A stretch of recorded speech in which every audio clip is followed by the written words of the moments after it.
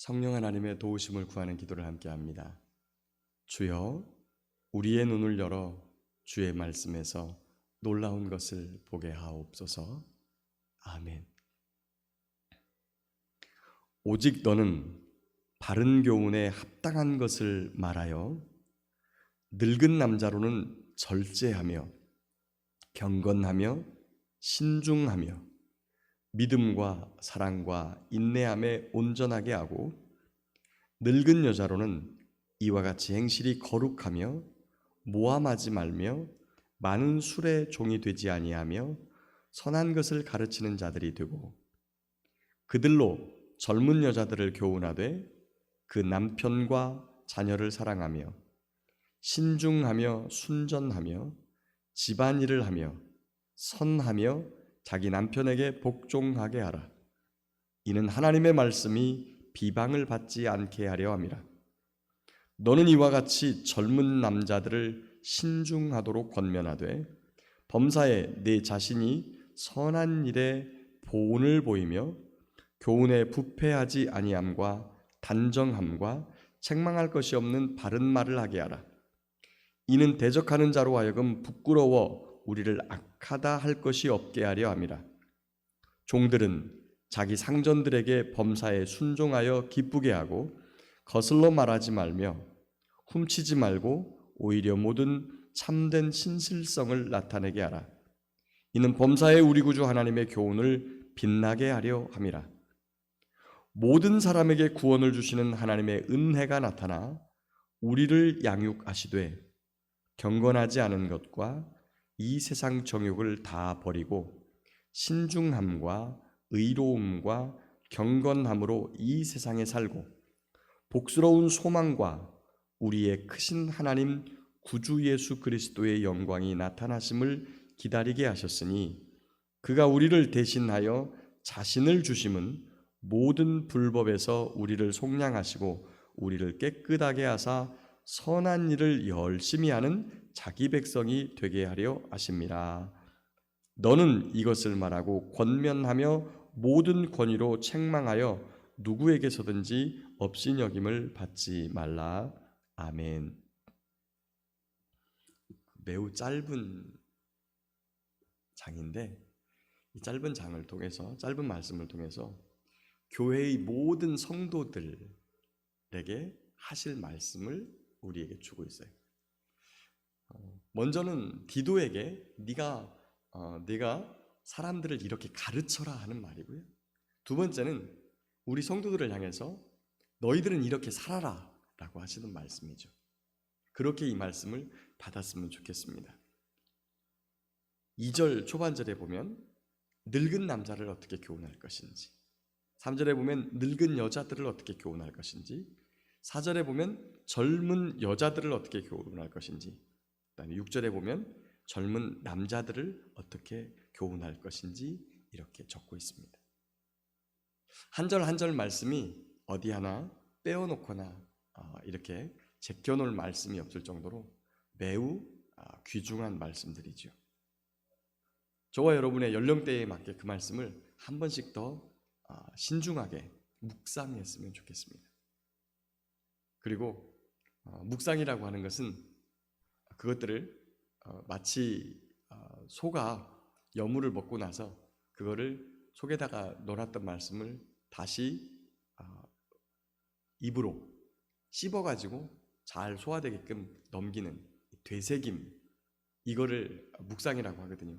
그래서 우리가 외운 말씀들을 작은 소리로 읊조리면서 이것들을 내가 어떻게 해야 될 것인지에 대한 그런 것들을 보는 것이 바로 묵상인데, 그렇게 하나님의 말씀을 자기에게 맞게끔 이렇게 하는 것, 그렇게 묵상하고 이 말씀대로 살기를 간절히 바라고 소망합니다.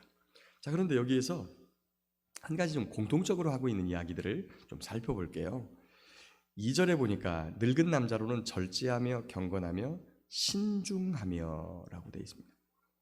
늙은 여자들에 대해서는 이 말씀이 없는데 4절에 보면 젊은 여자들을 교훈할 때 5절에 신중하며 순전하며, 6절에 젊은 남자들을 신중하도록, 그 다음에 12절에 우리를 양육하시되 경건하지 않은 것과 이 세상 정욕을 다 버리고 신중함과 의로움과 경건함으로. 자, 이게 지금 뭐가 반복되어 있죠? 신중함이 반복되어 있어요. 왜 이 말씀을 다른 데는 사실 다른 서신서에서는 이 신중하게 하라는 이 말씀을 보기가 어렵거든요. 근데 왜 디도서에 이 말씀을 이렇게 강조했을까? 첫 번째는 이 그레데 섬 사람들의 신중하지 못함 때문. 거짓말이라는 게 뭡니까? 신중하게 생각하지 않고요. 그때만 모면하기 위해서 능수능란하게 그냥 말을 뱉어버리는 것. 그렇게 하다 보니까 거짓말을 너무 쉽게 하게 되죠. 그러니까 그레데 사람들의 특성을 보면서 지금 사도 바울이 이 편지를 쓰는 거예요. 저는 이제 제가 목회자인데 제가 찬양을 인도하는 인도자들에게 꼭 가르치는 게 있습니다. 네가 지금 당신이 인도해야 되는 찬양을 인도해야 되는데 당신이 끌고 가야 되는 회중이 어떤 사람인지를 꼭 봐라. 어떤 사람인지. 어른들만 잔뜩 앉아놓고 주일학교 찬양을 부를 수는 없고요. 주일학생들 잔뜩 앉아놓고 찬송가만 불러댈 수 없습니다. 그 연령층에 맞게 꼭 그거를 보고, 두 번째는 네가 하나님께 부르심을 받았다는 것을 생각해라. 이 일에. 그건 뭐냐면 자기 일에 대해서 하나님이 주신 권위를 가지고 그런 마음을 가지고 하라는 거예요. 오늘 또 거기 15절에 보면 너는 이것을 말하고 권면하며 모든 권위로 책망하여 누구에게서든지 업신여김을 받지 말아라. 근데 그 권위가 어디에서부터 오는 권위냐면 하늘에서부터 하나님께서 주신 권위라는 거예요. 그러려면 내 자신이 하나님과 친해야 되고 하나님의 말씀에 붙잡혀 살아야 되고 그리스도 예수님을 닮은 삶을 살고 있어야 그게 가능하죠. 그리고 회중이 하나님께서 보내주신 분들이라는 것을 꼭 명심해라. 단순히 어떤 노래를 이끄는 사람이 아니고요. 회중을 이끌고 하나님께로 가는 사람이라고 하는 것들을 꼭 염두에 두라는 거죠. 그리고 또 한 가지는 찬양 인도자들에게 가르치는 또 한 가지는 찬양을 가르치려고 하지 말아라. 너희가 지금 하는 이 시간은 물론 찬양을 늘 같은 찬양만을 할 수는 없어요. 새로운 찬양을 또 익히는 것이 좋기도 하고 그렇죠. 그런데 찬송 시간은 찬양을 배우는 시간이 아니라 하나님을 높여드리는 시간이라는 걸 꼭 생각하고 다른 시간에 찬송을 배우라고 하고 회중들을 어떻게 하나님께 인도해 갈지를 생각하고 그래서 꼭 제가 이거를 가르치는데 회중을 인도할 때 모르는 찬양 두 곡만 하면요 그날은 내가 찬양을 하나님께 찬송을 했다고 생각하지 않고 노래 배웠다고 생각해. 노래 배웠다고 그날. 그래서 새로운 찬양을 하는 것도 매우 중요하지만 그 찬양을 그 시간에는 찬양을 인도하는 시간이다. 이렇게. 그래서 하나님이 주신 권위를 가지고 그리고 앞에 있는 회중이 어떤 회중인가를 꼭 생각하고 저도 역시 마찬가지입니다. 저희 성도들이 어떤 분인 줄 생각합니다. 물론 때때로 성도님들이 굉장히 받아들이기 어렵다고 생각했던 것을 한때는 가르치기도 했습니다. 왜 그러냐면 꼭 가르쳐야 되는 거니까. 굉장히 설교 어렵다고 막 저한테 하셨거든요. 근데 지금은 저희 성도님들이 제 설교 어렵다는 이야기 안 하십니다. 물론 제가 잘 가르쳐서가 아니라 또 그런 얘기 하는 게 불편해서 그럴 수도 있지만 그 당시 때는 진짜 어려워하셨어요. 처음에 설교를 들으실 때. 그런데 설교 시간에 교훈적인 이야기만을 하는 것이 아니라 설교를 통해서 그리스도 예수님을 나타내야 됐기 때문에 역사적으로 성경이 어떻게 그것을 말씀하고 있는지를 가르쳐야 되는데 그런 부분들을 한 번도 안 들으신 거예요. 그러다 보니까 제 설교 듣기가 너무 어렵다고 하신 분들이 초반에 있었어요. 그런데 그게 지금 몇 년씩 이제 가니까 그런 부분들이 전부 다 완화됐어요. 무슨 말이냐? 내가 가르치는 사람, 내가 목양하는 사람이 어떤 사람인 줄 알고 그 사람들에 대해서 어떤 부분을 가르쳐야 되는지를 꼭 마음에 염두에 둬야 된다는 거예요. 그 사람들의 성향을 바꾸는 것은 대단히 어렵습니다. 사람의 성향을 바꾸는 건 대단히 어려우나 복음에는 능력이 있는 줄 믿습니다. 하나님의 말씀을 제대로 가르치고 그리고 하나님의 말씀을 바르게 가르치면 삶이 변화되어집니다. 이것이 복음의 능력이죠. 그래서 1절에 오직 너는 바른 교훈에 합당한 것을 말하여. 바른 교훈에 합당한 것을 말하여. 우리의 삶을 변화시키는 것은요, 물론 때때로 어떤 마음이 좀 찡한 것, 이거를 우리가 감동받았다 이렇게 말하는데, 성령의 감동과 성경에서 말하는 감동과 우리가 말하는 감정적으로 동요하는 것과는 다릅니다. 성령의 감동은요, 반드시 삶의 변화가 따라옵니다. 그러나 마음이 찡하니 한번 감동되는 것으로는 사람이 변화되지 못해요. 그냥 그때 눈물 한 방울 찔끔 흘리거나 아니면은 마음이 잠깐 훈훈해졌다가 그걸로 끝나고 맙니다. 금방 사그라져요.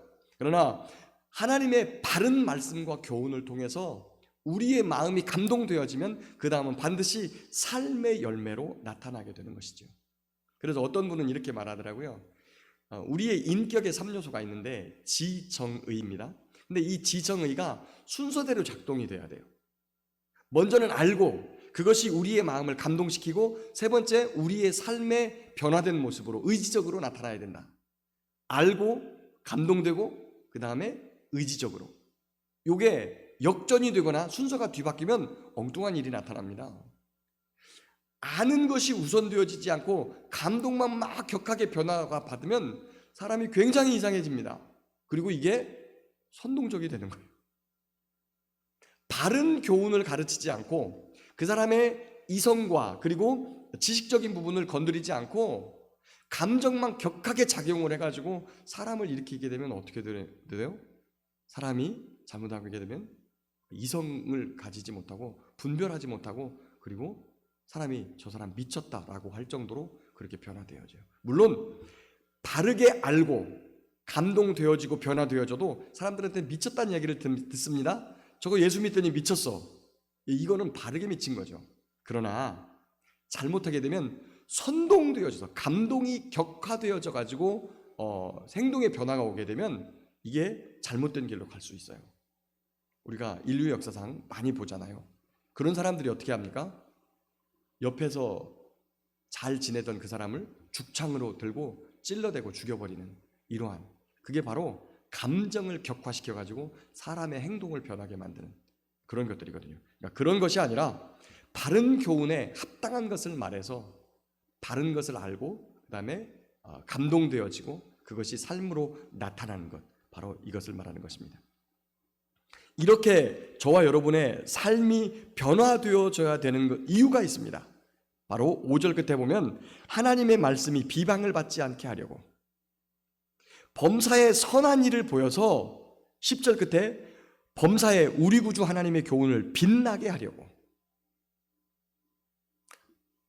11절에 보면 모든 사람에게 구원을 주시는 하나님의 은혜가 나타납니다.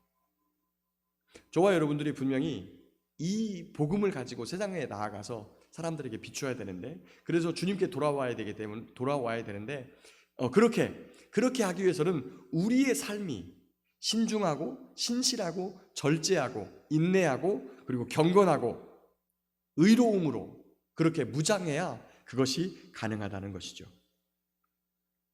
사랑하는 성도 여러분, 오늘도 저와 여러분에게는 복음이 있습니다. 능력의 복음이 있습니다. 그리고 우리를 기다리시는 우리 구주 예수님이 계십니다. 그 주님 앞에 가는 날까지 이 복음을 가지고 세상에 나아가야 되는데 어떤 모습으로 나타나야 되느냐? 우리의 삶은 의롭고 경건하고 그리고 신중하여 다른 사람들에게 전하는 하나님의 말씀이 비방을 받지 않도록, 또 하나님의 말씀이 빛나게 하기 위해서 이렇게 살아야만 하는 것이죠.